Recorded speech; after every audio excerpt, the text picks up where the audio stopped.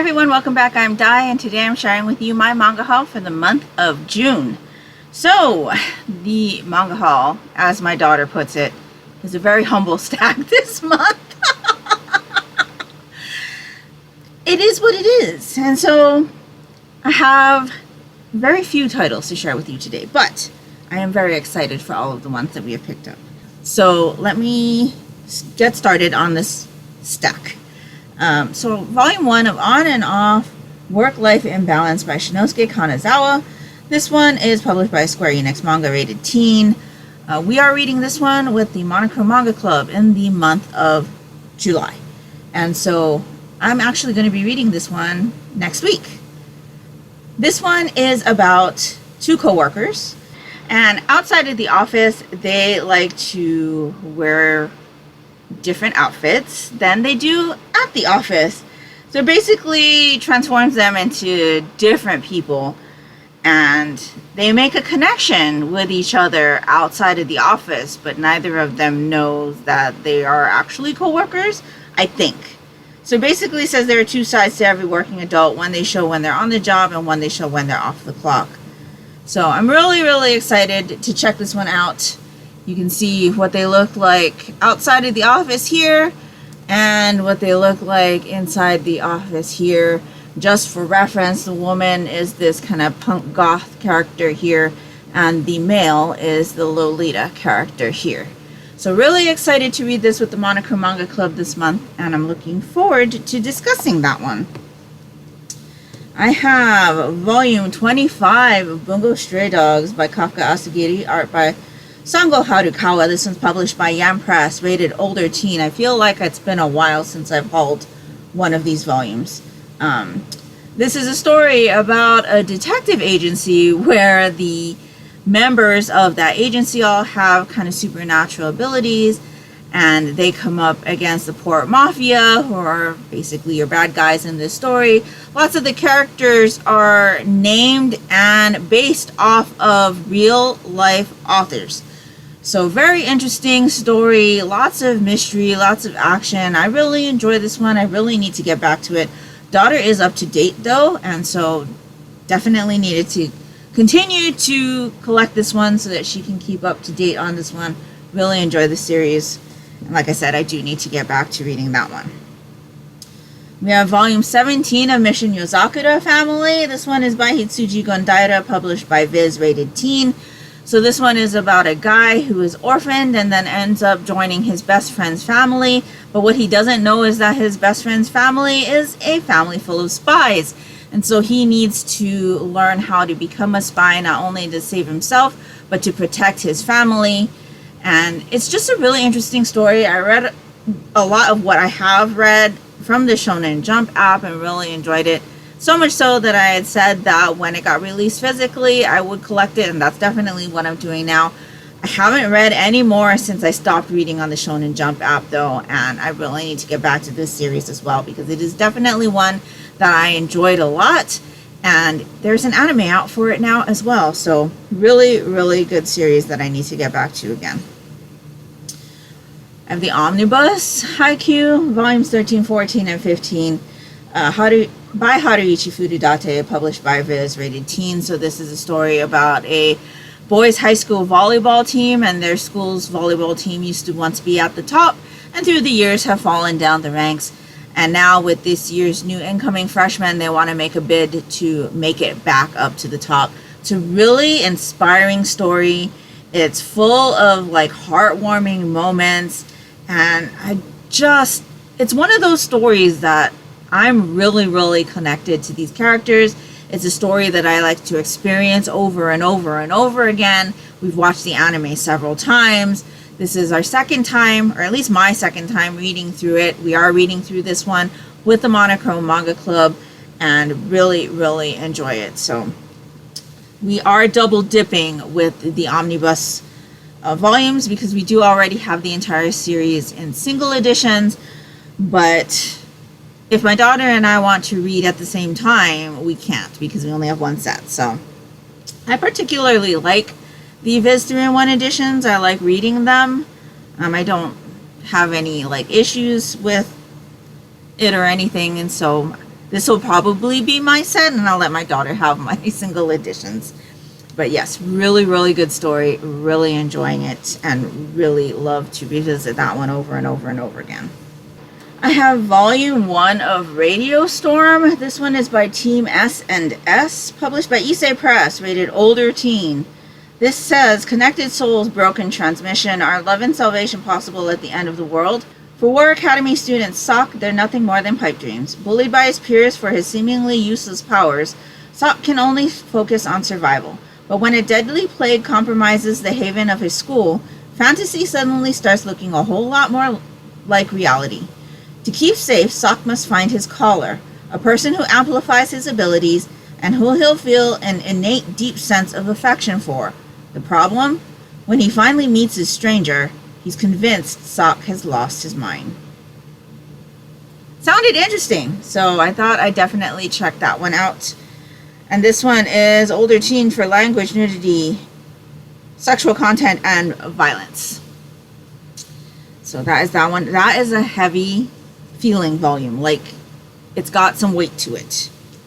So really, really nice publication there. I've got volume 6 of Imitation by Kyungran Park. This one is published by Yem Press, rated teen. So this one is a story about idols. We have our female idol here. She's part of an up-and-coming girl group. And basically, their thought is that any publicity is good publicity. And in this case, the publicity that she gets is bad publicity. She's basically called out for trying to look like another popular idol to gain like popularity and stuff like that. And so she's kind of looked down upon in the idol circle. Lots of idols don't like the fact that she's doing that. And there is a pretty popular boy group that they come up against. And the leader of that boy group particularly does not like this girl. And they keep getting put into projects together, and it's just kind of inevitable that they'll meet. And so they start getting to know each other through all these working things that they're doing, and eventually a romance happens. I really enjoyed the live action drama adaptation of this one. I know there are definite differences, at least as far as where I've read up to, which I think is only up to volume 2 or 3. But I'm really enjoying the story. I really enjoyed the live action drama adaptation, and I'm looking forward to seeing where this story goes. I have volume 7 of Omniscient Reader's Viewpoint, art by Sleepy Sea, adapted by Umi from Read Eye Studios, and original story by Sing and Song. This one's published by Issei Press, rated teen. So this is a story about a guy who is like the only reader of this particular web novel. And once he finishes reading the last chapter of that web novel, things start to happen in the real world that are exactly what happened in that story. And because he's the only one who's read that web novel, he's the only one that knows what's going to happen. Daughter really, really enjoys this one. We read the first volume with the Monochrome Manga Club on the request of one of my Manga Club members. And that member is very, very passionate about the story. So much so that we had to read it, and daughter immediately got sucked into this story. So really, really one that she's enjoying a lot. And so definitely had to keep up on the releases of this one. The light novel version, I believe, is coming out this month. And I think I might switch over to the light novel version. I find that when there are series that have light novel adaptations, I tend to prefer those more, because I feel like I get a lot more detail, a lot more like explained in the light novel than I get to have seeing it visually in this like beautiful like manga adaptation, right? I don't know. I'll probably end up reading both. I mean, we're gonna have both, right? But really, really enjoyable story. Like I said, daughter really enjoys it. One of my Manga Club members is super passionate about it. And so you're probably going to see the light novel in my July haul. But very, very interesting story. And I am personally also looking forward to continuing that one. I have volume 1 of Record of Ragnarok, art by Azichika, story by Shinya Umemura, and script by Takumi Fukui. This one is published by Viz, rated older teen. So this is also a selection for the Monochrome Manga Club in the month of July. One of my Manga Club members, actually 2 of my Manga Club members, had recommended this one.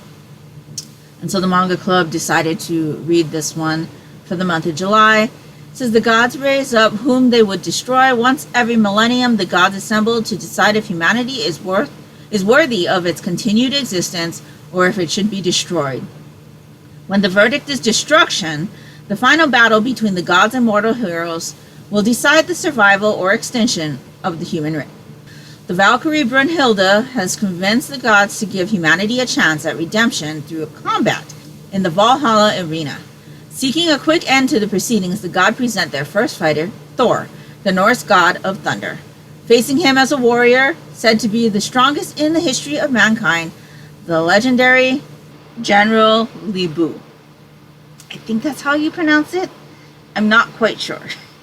But yeah, definitely some mythology kind of woven into the story, as well as well-known historical figures. I'm pretty sure the human combat people are going to be legendary historical figures that we have heard of, or maybe not have heard of, because I have not heard of this general, but definitely people from history in these stories. So the 2 people that recommended this series to the Manga Club are very, very passionate about it, and are definitely looking forward to seeing what everybody else thinks. And so I'm looking forward to reading this one as well and seeing what I think and discussing it with the members. We have volume 27 of Yowamushi Pedal by Wataru Watanabe. This is published by Yen Press, rated teen. So this story is about a high school cycling club, and they have a team of freshmen that come in. One of them is not a biker, like a sports biker. He is just some guy who really loves anime and is looking to start an anime club at his school, but because of his love of anime, he uses his bike to get to Akihabara all the time. So he's got like stamina, right? And so there's this big hill at the school, and he gets noticed for cycling up this big hill without breaking a sweat, and he's singing the whole time. And it's a story about how he ends up getting recruited to the cycling club and like learning to make friends with people who don't necessarily share his love of anime, and learning that maybe sports aren't not his thing. So it was a really, really good story. This is another anime that the daughter and I watch all the time, and it's just a really, really fun, interesting, action-packed story. Again, lots of heartwarming moments and things like that. And so yes, really, really enjoy the story. I will say I've only read like the first 2 volumes, like the first omnibus, but the art style is very different from the anime. The story was pretty close, and so I'm really, really excited to like get into this story, but I believe we're still not out of where the anime yeah, we're not. We're not out of where I've already seen for this story, so all of this would be like re-experiencing of the story for me. But we're definitely collecting it because it is a story that we love so much. And then the last thing I have here is Senpai is an Otokonoko. This one is also called My Cross-Dressing Classmate. This one is by Palm, published by Kodansha, rated teen. So the top of this says, this is him, can't be anyone else. First year high school student Saki is head over heels for the older Makoto. After all, this senpai is tall, beautiful, and oh so cool. Who wouldn't fall for a girl like her? The bright and bubbly Saki doesn't hesitate to confess her feelings. But Makoto turns her down, because Makoto isn't a girl, but rather a cross-dressing boy. While Saki's determined to win him over regardless, she has competition for the heart of her daring classmate in the form of Hanaoka's devoted best friend. It says the beloved webtoon hit that inspired the anime, now in collectible paperback form. So I'm really looking forward to this. It sounds interesting and really like that art style on the cover. So we'll see how that one goes. Maybe we'll decide on it for the August manga club meeting, but we'll see about that. Let me know down in the comments below if you have picked any of these up or read any of these series and what you think of them, but please no spoilers. And also let me know down in the comments below if you'll be joining us in reading Record of Ragnarok or On and Off, Work-Life Imbalance, as well as our volumes of Haikyuu and Tokyo Revengers with the Monochrome Manga Club this month. I would really love to know. And if nothing else and you'd just like to let me know that you were here, if you could leave me some kind of sports emoji down in the comments below, it would be greatly appreciated and would really help me out. And that will do it for me today. So I hope you're all doing great. I hope you're all safe and healthy. And until next time, take care and smile always. Bye.